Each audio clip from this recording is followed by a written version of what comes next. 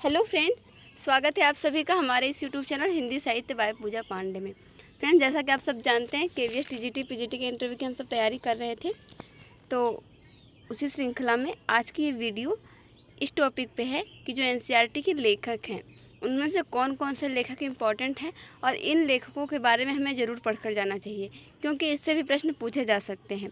सबसे ज़्यादा तो इम्पॉर्टेंट ये है कि एनसीईआरटी में अगर आप टीजीटी का देने जा रहे हैं तो 6 to 10 और पीजीटी से हैं तो 12।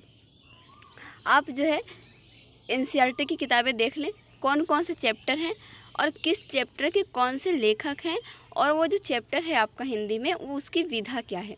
इतनी जानकारी आपको होनी चाहिए, क्योंकि यहाँ से आपसे पक्का एक प्रश्न तो पूछा जाएगा, लेकिन आपको ये नहीं पता है कि वो एक प्रश्न कहाँ से पूछा जाएगा, इसलिए आपको पूरा ही पढ़ना होगा। और आप जब रिटन एग्ज़ाम की तैयारी कर रहे थे तो आपने इसे पढ़ा भी होगा, तो इसलिए आपके लिए रिवीजन करना काफ़ी आसान होगा। आप लोग बस इसे 1 या 2 बार देख लेंगे, आसानी से आपको याद हो जाएगा। और मैंने जो है उस पर रिटन एग्ज़ाम से 1 दिन पहले फास्ट रिवीजन की एक वीडियो बनाई थी, जिसमें मैंने एक ही वीडियो में सारे चैप्टर्स को कवर किया था। एनसीईआरटी का जो आपका सिलेबस था रिटन एग्ज़ाम का केवीएस टीजीटी के लिए, वहीं से मैंने सभी चीज़ें बताई थी कि कौन सा जो चैप्टर है वो किस विधा की रचना है, किस लेखक ने उसे लिखा है और उस लेखक की महत्वपूर्ण रचनाएं कौन सी हैं। तो उस वीडियो का लिंक मैं इस वीडियो के डिस्क्रिप्शन में दे दूँगी, आप लोग वहाँ से उस वीडियो को देख सकते हैं, ताकि आपकी सिर्फ 7 से 10 मिनट के अंदर ही काफ़ी फास्ट रिवीजन हो जाएगी। किस चैप्टर के कौन से लेखक हैं, वो किस विधा की रचना है और उन लेखक की और कौन सी प्रमुख रचनाएँ हैं। फिलहाल इस वीडियो में हम ऐसे 6-7 लेखकों के बारे में बात करने वाले हैं जो कि एनसीईआरटी में हैं। इनकी रचनाएं हमें पढ़नी है और ये काफ़ी इंपॉर्टेंट है इंटरव्यू की दृष्टि से। यहाँ से हमसे प्रश्न पूछे जाएंगे, तो आइए हम एक नज़र इस पर डाल लेते हैं। बाकी जो है, अगर आप लोग चाहते हैं कि मैं एनसीईआरटी की बुक से इन लेखकों के बारे में और कुछ बताऊं, सबसे पहले तो एक प्रश्न आपसे ये भी पूछा जाएगा अगर आप हिंदी साहित्य से देने जा रहे हैं इंटरव्यू, तो या हिंदी विषय से, कि आपके पसंदीदा लेखक कौन है। जरूरी नहीं है कि सबसे पूछा जाए, लेकिन ये पूछा तो जाता ही है अक्सर। तो ऐसा नहीं कि आपसे पूछा जाता है, ये किसी से भी पूछा जा सकता है कि आपके पसंदीदा लेखक कौन है या फिर आपकी पसंदीदा कवियत्री कौन है। तो आप इनके बारे में, जो भी आपके पसंदीदा लेखक या लेखिका हों, उनके बारे में ज़रूर चीज़ें तैयार कर कर जाएँ। मैंने पीछे एक श्रृंखला भी चलाई थी मेरे पसंदीदा साहित्यकार, उसमें काफ़ी सारे साहित्यकार और लेखिकाओं के बारे में मैंने बताया है। आप चाहें तो उसे भी देख सकते हैं, शॉर्ट वीडियो है, बहुत ज़्यादा लंबी नहीं है। तो चलिए ठीक है फ्रेंड्स, आज हम देख लेते हैं महत्वपूर्ण लेखकों के बारे में। पहले लेखक है फणीश्वर नाथ रेणु। फणीश्वर नाथ रेणु जो है कृतिका भाग 1 में पहला ही चैप्टर इनका हमें पढ़ना है, इस जल प्रलय में।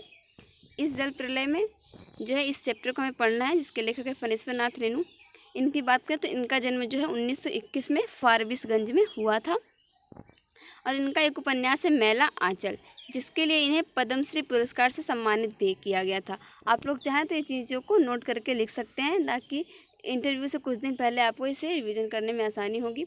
हम लोग बात कर रहे थे फणीश्वर नाथ रेणु की, तो इनका जन्म 1921 में फारबिसगंज में हुआ था, और इनकी एक महत्वपूर्ण रचना है मैला उपन्यास। मैला उपन्यास के लिए इन्हें, मैला आंचल उपन्यास के लिए इन्हें पद्मश्री पुरस्कार से सम्मानित किया गया था।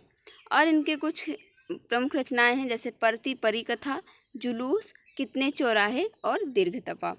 ध्यान रखिएगा, जुलूस जो है एक प्रेमचंद की कहानी भी है। इनकी रिपोर्टाज जो है रीड़ जल धन जल काफ़ी प्रसिद्ध है। प्रसिद्ध इनकी कहानियों की बात करें तो पंचलाइट आपने पढ़ी भी होगी, तीसरी कसम, लाल पान की बेगम, ये इनकी क्या है, प्रसिद्ध कहानियाँ हैं। अब बात करते हैं, अगली लेखिका ये है महादेवी वर्मा। महादेवी वर्मा जो है ये छायावाद के 4 स्तंभों में से एक मानी जाती हैं। छायावाद के 4 स्तंभ कौन से हैं, ऐसा भी प्रश्न आपसे पूछा जा सकता है, काफ़ी लोगों को पता भी होगा, वैसे मैं बता दूं। छायावाद के 4 स्तंभ में जो है महादेवी वर्मा आती हैं, जयशंकर प्रसाद, सूर्यकांत त्रिपाठी निराला और सुमित्रा नंदन पंत। ये सभी लोग जो हैं ये छायावाद के 4 स्तंभों में आते हैं। महादेवी वर्मा की बात करें तो इनकी प्रमुख कृतियां हैं निहार, रश्मि, नीरजा, यामा और दीपशिखा। इनकी कुछ गद्य रचनाएं भी काफ़ी प्रसिद्ध हुई, जैसे अतीत के चलचित्र, स्मृति की रेखाएं, पथ के साथी, श्रृंखला की कड़ियाँ। इनका जन्म जो है 1907 में उत्तर प्रदेश में हुआ था, और इनकी एक रचना है मेरे बचपन के दिन, ये हमें जो है पढ़ना है क्षितिज भाग 1 में। अब आइए बात करते हैं अगले लेखक, जो कि हैं मुंशी प्रेमचंद। ये काफ़ी ज़्यादा लोगों के पसंदीदा साहित्यकार हैं मुंशी प्रेमचंद, तो आइए इनके बारे में जानते हैं। प्रेमचंद जो है इनका जन्म जो है लमही, ये वाराणसी में ही पड़ता है, लम्हे गांव में हुआ था सन 1880 में। मूल नाम इनका धनपत राय था। इन्होंने जो है हंस, जागरण और माधुरी पत्रिकाओं का संपादन भी किया। इनके कुछ प्रमुख उपन्यास हैं जैसे कि सेवा सदन, प्रेमाश्रम, रंगभूमि, कायाकल्प, निर्मला, गबन, कर्मभूमि और गोदान।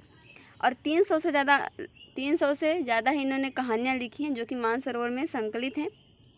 और इनकी एक कहानी है 2 बैलों की कथा, जो कि हमें एनसीईआरटी में क्षितिज भाग 1 में पढ़नी थी। अब चलिए अगले लेखक देख लेते हैं। यह हैं जयशंकर प्रसाद। जयशंकर प्रसाद जी भी छायावाद के 4 स्तंभों में से एक हैं। इनका जन्म जो है 1889 में वाराणसी में ही हुआ था। इनकी एक काव्य कृति है कामायनी, जो कि काफ़ी ज़्यादा प्रसिद्ध है और इस पर इन्हें मंगला प्रसाद पारितोषिक भी दिया गया था। नाटक की बात करें तो अजातशत्रु, चंद्रगुप्त, स्कंदगुप्त और ध्रुव स्वामी इनके प्रमुख नाटक हैं। कंकाल, तितली और इरावती इनके प्रमुख उपन्यास हैं जयशंकर प्रसाद जी के। और कहानी संग्रह आकाशदीप, आंधी और इंद्रजार, ये क्या है इनके प्रमुख कहानी संग्रह हैं। इनकी कविता है आत्मकथ्य, जो कि हमें एनसीईआरटी में क्षितिज भाग 2 में पढ़नी थी। आत्मकथ्य कविता जो है ये पहली बार 1932 में हंस के आत्मकथा विशेषांक में प्रकाशित हुई थी। और आत्मकथ्य कविता में जो है यथार्थ की स्वीकृति और एक महान कवि की विनम्रता को दिखाया गया है। आत्मकथ्य कविता जो कि जयशंकर प्रसाद के द्वारा लिखी गई है और क्षितिज भाग 2 में है। आइए आगे चलते हैं। अगले कवि हैं तुलसीदास। तुलसीदास भी काफ़ी प्रसिद्ध हैं, इनसे भी प्रश्न पूछे जा सकते हैं। तो तुलसीदास का जो जन्म है वो 1532 में राजापुर गांव में हुआ था, बांदा जिले में। इनकी सबसे महत्वपूर्ण जो कृति है वो है रामचरितमानस। और उसी के बालकांड में एक प्रसंग आता है राम लक्ष्मण परशुराम संवाद। तो हमें क्षितिज भाग 2 में राम लक्ष्मण परशुराम संवाद पढ़ना था। तुलसीदास जी की बात करें तो जैसा कि मैंने भी आपको बताया, इनकी सबसे प्रसिद्ध कृति है रामचरितमानस। उसके अलावा विनय पत्रिका और कवितावली। विनय पत्रिका जो है ये गेय पद में और ब्रजभाषा में लिखी गई है। कवितावली जो है इसमें सवैया और कवित्व भी हैं। तुलसीदास जी की लगभग कुल 12 रचनाएँ जो हैं, इन्होंने 12 रचनाएँ की हैं।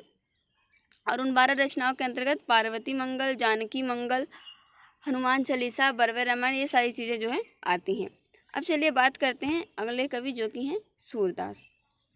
सूरदास की बात करें तो क्षितिज भाग 2 में ही ये भी हैं सूरदास भी। और इनके जो पद हैं जो कि भ्रमर गीत से लिए गए हैं, उन पदों को हमें पढ़ना है। इनके 3 ग्रंथ सूरदास के अब तक मिलते हैं साहित्य कृति में, सूरसागर, साहित्य लहरी और सूरसारावली। सूरदास को देखिए वात्सल्य और श्रृंगार रस का श्रेष्ठ कवि माना जाता है। और जो ये चारों पद हमें पढ़ने क्षितिज भाग 2 में, उधो तुम हो अति बड़ भागी, मन की मन ही माझ रही, हमारे हरिहारिल की लकड़ी और हरि है राजनीति पढ़ी आए, ये चारों पद जो है भ्रमर गीत से लिए गए हैं। अब चलिए अगले कवि देखते हैं हम लोग कबीरदास जी को।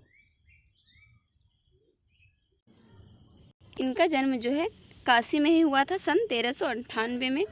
और 1518 में मगहर में इनका देहांत हुआ था। इनकी जो है साखियाँ और शब्द जो है वो हमें पढ़नी है क्षितिज भाग 1 में। और जितनी भी साखियाँ इन्होंने लिखी हैं उनमें हमें प्रेम का महत्व बताया गया है, संत के लक्षण बताए गए हैं, ज्ञान की महिमा बताई गई है और बाह्य आडंबरों का विरोध बताया गया है। जैसा कि कबीर के बारे में एक दोहा प्रसिद्ध है कि मसी कागज छुयो नहीं, कलम गही नहीं हाथ। तो ये आपसे प्रश्न पूछा जा सकता है कि उन्होंने तो कहा है कि उन्होंने कभी कागज़ नहीं छुआ और उन्होंने कभी कलम यानी कि पेन भी नहीं पकड़ा, तो फिर इतनी सारी साखियाँ और शब्द लिखे कैसे गए। तो जब भी वे कहते थे साखियाँ शब्द, जो कुछ भी वे कहते थे, तो उनके जो शिष्य थे वे सभी क्या करते थे, उन्हें लिख लिया करते थे। तो इस प्रकार से उनकी साखियाँ और शब्द बने। और इनका एक रामायणी संग्रह भी है और एक बीजक संग्रह भी है। इनका बीजक संग्रह जिसमें साखी, शब्द और रामायणी तीनों हमें देखने को मिलते हैं।